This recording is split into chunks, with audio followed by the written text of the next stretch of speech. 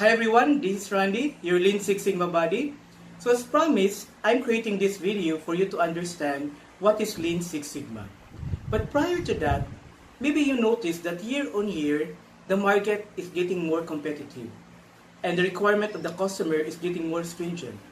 That's basically the reason why companies engage into Lean Six Sigma.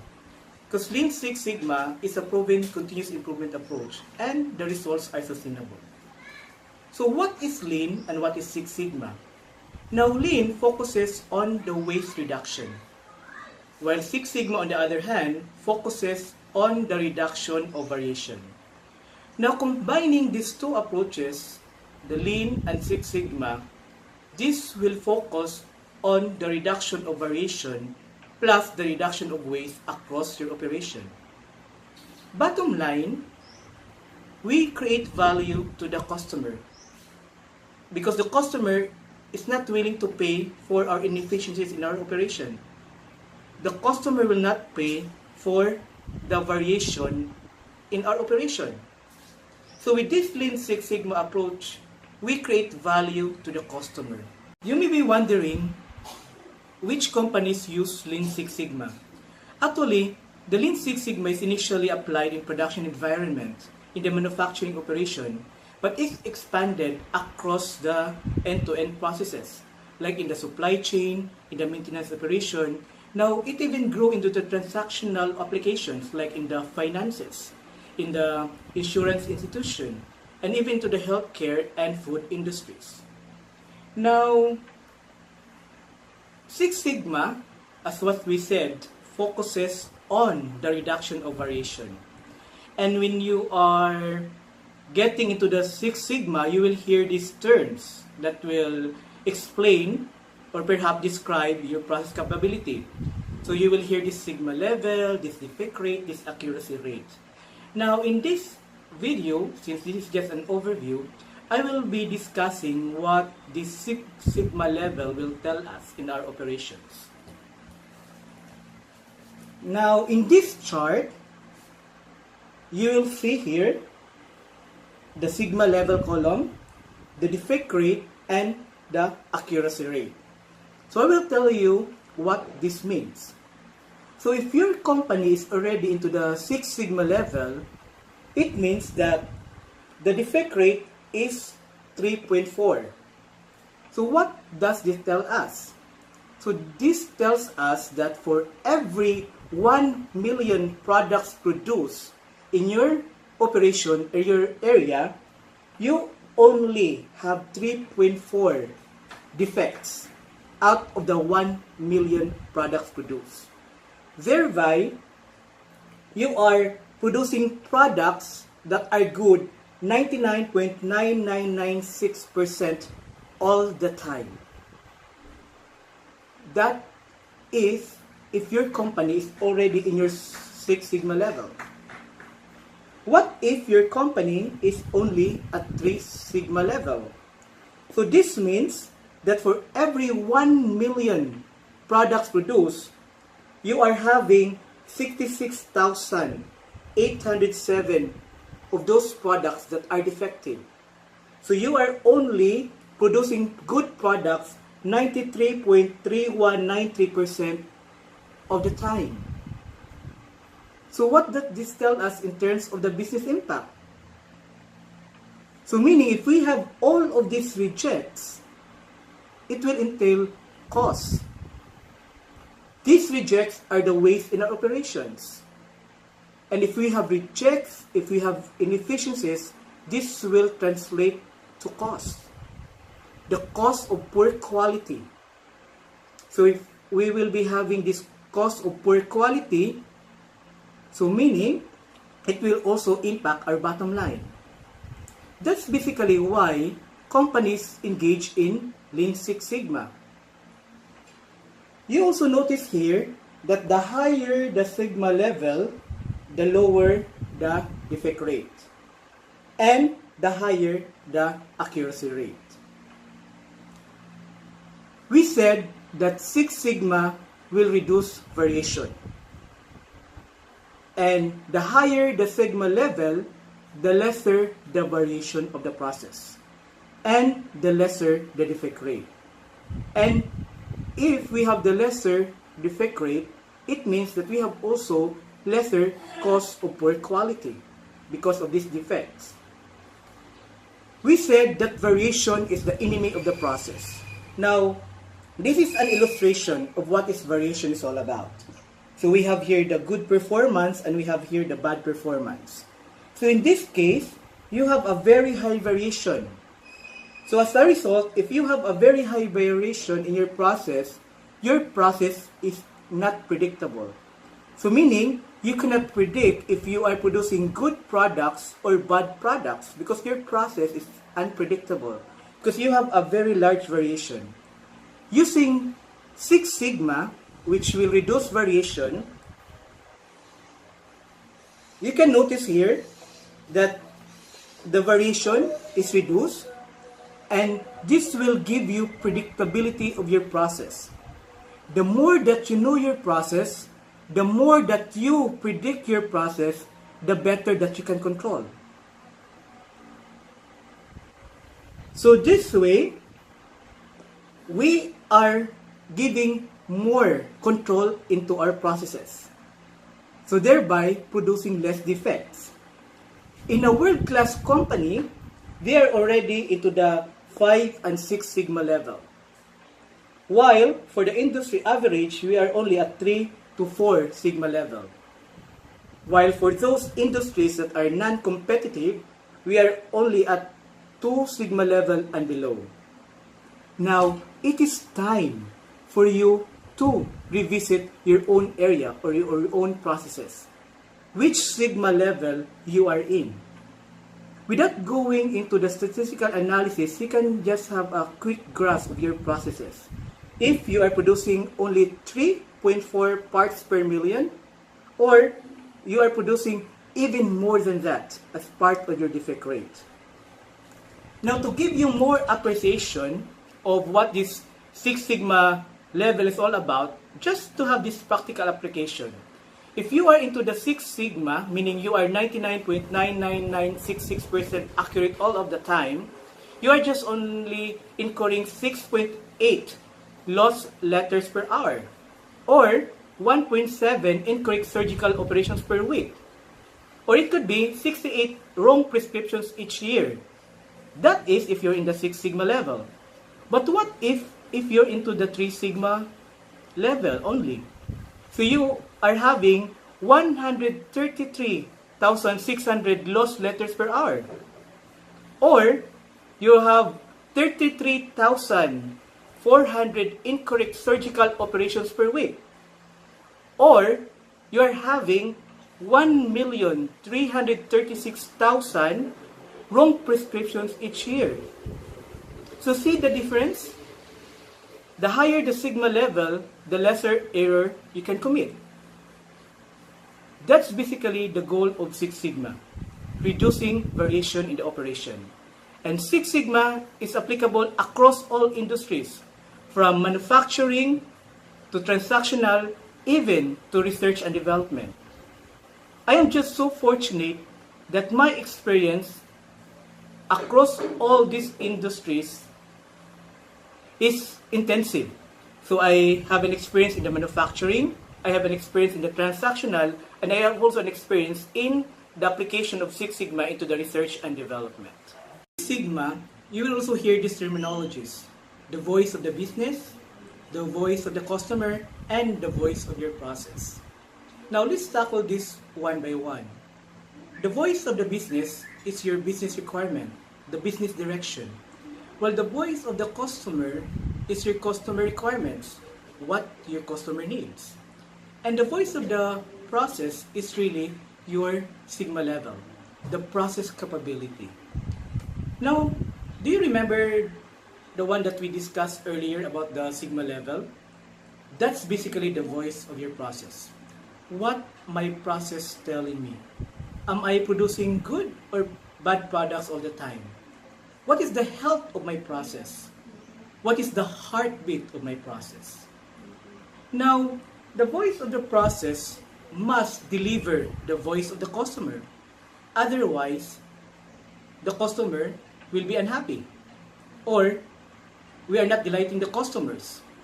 So there's really a need for us to improve our process capability in order to meet the voice of the customer or even exceed the voice of the customer. Now, we have to remember this. We have business because we have customers. If we don't have any customer, our business will no longer exist.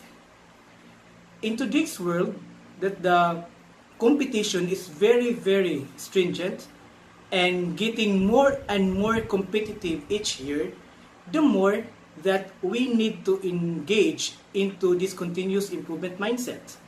In this case, we are tackling about Six Sigma. Now, Six Sigma have this simple approach. Take note of this simple approach. Simple but direct to the point. We need to have the right project and the right metric. We need to have the right people, the right roadmap and tools, and the right support from our sponsor and stakeholder. So with this, we will generate the right results and eventually will impact to the business. Now let's tackle each element into this simple approach. Right projects and metric. Now I will tell you a short story before when I started my Six Sigma course way back 2005, over 12 years ago. We were given projects. But these projects that were given to us are not directly linked to the business needs. Or should I say, not all of the projects that were given were linked to the business. Because during that time of the earlier part of the Six Sigma deployment, you were given projects for you to learn. So not necessarily bridging the gap of the business. So as time goes by, there's also a transition on identifying the right project for Six Sigma. So you need to identify also the right metric, the right success rate of your project. Because in the first place, why you identify a project? Because you have a gap in your measure. You have a gap in your process. And what is that metric that you have a gap? You need to identify. You need to drill down and drill down and drill down in order for you to arrive the right project. Now, the right people. So once you have this project identified that are linked to the business needs, do I have the right people who will deliver this project? The right people also means that do they have the right competency? Do they have the right training and support in doing Six Sigma project? So having the right people in the bus will also initiate a high success rate of your project. Now the right roadmap and tools. In Six Sigma, we have the DMAKE methodology, which is the define, measure, analyze, improve, and control. We will discuss that in a separate session.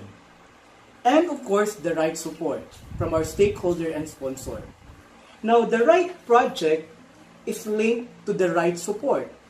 Because if your project is directly linked to the business needs, of course, your stakeholder and sponsor will give you resources, will give you enough support for you to complete your project. Because at the end of the day, if you complete your project, this will impact my business. So with all these approaches, with all this, right project, right metric, right people, right roadmap, and the right tools, in our case, the DMAKE for Six Sigma, and the right support of the stakeholder and our sponsor, this will guarantee the right results, and it will impact to our business. what I discussed earlier is the simple approach of Six Sigma. Now, I will also discuss to you the overall approach. So, we have this model. So, we have a practical problem. We translate the practical problem into a statistical problem. Then, we offer statistical solution to the problem. And then, we translate it back, the statistical solution, to a practical solution. Sometimes, we are stuck here into the statistical solution. We were not able to translate it back, the statistical analysis, to a practical solution. That's basically one of the reasons why people or our people in the shop floor don't want to undergo Six Sigma projects. Because they think that for you to undergo Six Sigma projects, you are very, very good in statistics.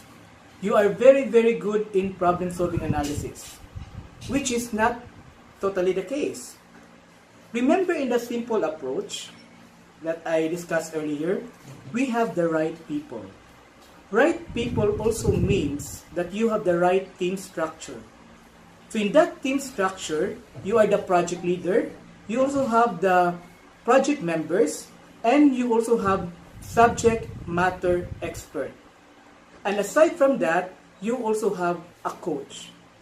The coach will teach you on the right methodology, will coach you on the right methodology along the way. So if you are stuck in the statistical analysis, the coach will help you. And you have also the subject matter expert. So the subject matter expert is related to the project that you are doing. The subject matter expert will provide expertise related to the problem that you are about to solve. So let's have a practical application, a real situation of this model in a manufacturing setup. But first and foremost, I will also discuss about these terms again in Six Sigma for you to be acquainted on the terms. We have the key POV, which is the key process output variable. So basically, this is your Y. So your Y is your key process output variable. This is the effect. This is the defect. Your X is the key process input variable. This is your excess. This is the excess that you need to control. In Six Sigma, you need to control the KPIB or the key process input variable. Because once you predict, once you control the KPIB, the KPOV or your output will just follow. So let's have an example. So practical problem. So I have high occurrences of out of specifications related to viscosity. Converting that to a statistical problem, we can say that how can we improve or control the excess so that the out of specification of viscosity will be reduced. So let's just say a target of 50% reduction of the out of specifications related to the viscosity. So that's your statistical problem. So in this case, your Y is your output, which is the out of specification related to the viscosity, and your X's here are your contributors, your factors that affecting why you have out of specification limits in your viscosity. Now, converting the statistical problem and providing a statistical solution, we can ask in this way: what are the optimal setting and spec limits for each excess or for each KPIB? What should be my optimal limit? So you will now do design of experiments that we will discuss in a later video. You will have characterization studies, you have experiments, you have trial and error, you also have experimentation. and also to test your hypothesis.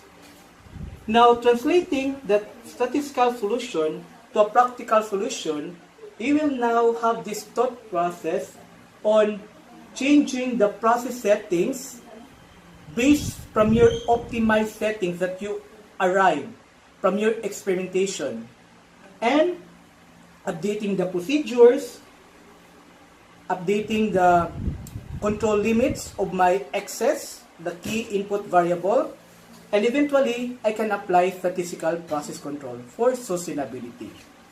So basically, this is the overall approach of Six Sigma. I started out with practical problem, translating the practical problem into a statistical problem, providing statistical solution to my problem, and translating it back to practical solution. So there you have it with our introduction on Lean Six Sigma. I hope that you gain more insights on what Six Sigma is all about, and you are getting more inspired to do Six Sigma projects. As what they say, that Six Sigma is 20% tools and 80% behavior, so it is really very important that we engage our people to do Six Sigma projects. So, since Six Sigma is also a continuous improvement mindset, so I would really appreciate that you will leave your comments in my comment box for me to even improve my vlog. So, by the way, this is my first time that I created my vlog for Six Sigma because I am used to conducting workshop, and it's different to film yourself and share to everyone your knowledge through your vlog. So I would really appreciate your comments in the comments box for my improvement as well. Thank you very much, and in the next video I will discuss DMake and tools related to each DMake phases. Okay, so thank you very much and good day.